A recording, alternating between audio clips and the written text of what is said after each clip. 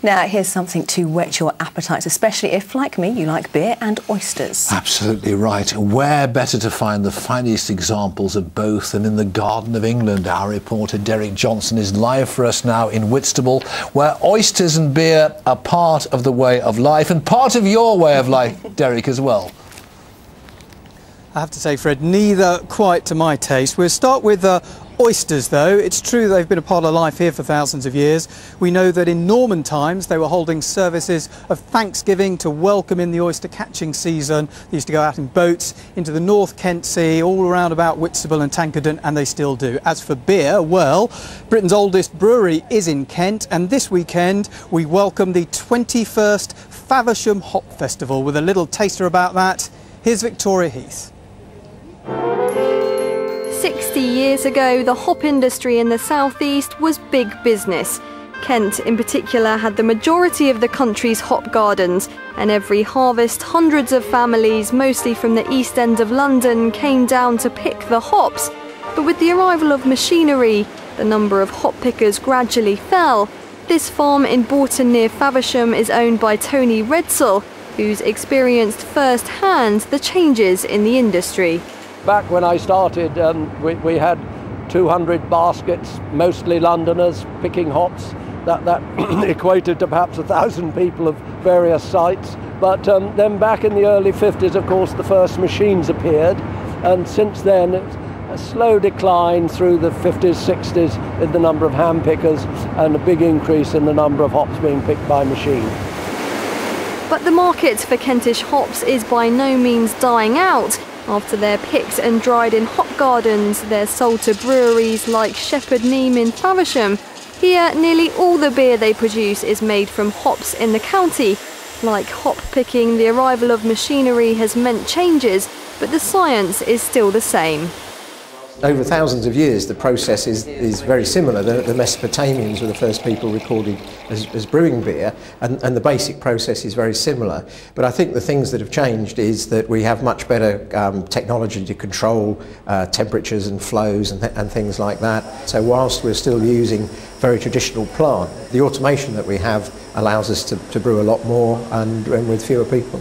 Kentish ale can only be made in Kent from Kent hops, in the same way that champagne must come from the Champagne region of France. And there's no room for mistakes, as every year this is checked by an EU auditor. And you don't need to go far to find somewhere that sells Kentish ale. At this pub, it's one of the most popular choices.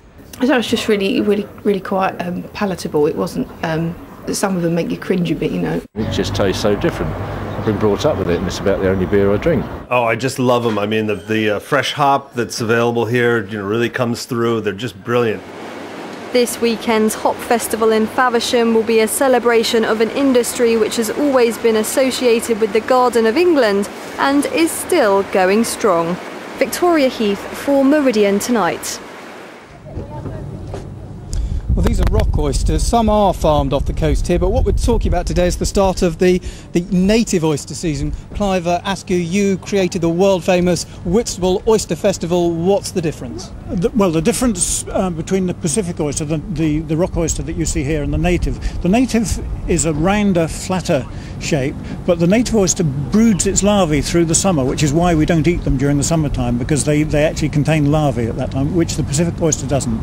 The natives are the ones people go out in boats and dredge from during the winter time. And the rock oysters, they're farmed on beds at the bottom of the sea? Yes, there is a hatchery that used to be in Whitstable, it's now along the coast at Recolver, but they supply seed oysters, baby oysters all round, including to Ireland and to France. France, of course, has a huge oyster industry, but some of the Irish ones are then sent back to Whitstable once they're fully grown and are sold. Now, you have this great oyster festival in July. It's world famous. They come from hundreds of miles around. They come from thousands of miles around. Why have it in the closed season when there aren't any oysters? We have it in the end of August, close to St James's Day. But actually, traditionally, that was back into the open season for native oysters, which did end on the 4th of August, and actually legally still does. But because of the tradition of eating oysters, native oysters, when there is an R in the month. And of course, now we're back into September, we have our R back in the month, and that's a simple tradition to remember. Okay, I cannot face it, I have to say, but just to eat one of those for us and try and sell it to me. I think they're wonderful, and they're a marvellous way to start a meal because they really switch the palate on. There's nothing like oysters to sort of wake up your palate at the start of a meal. I shall take your word for it. I don't know about any of you guys, but I couldn't face that morning or night, I have to say. Derek, you're absolutely pathetic. I thought you were a man.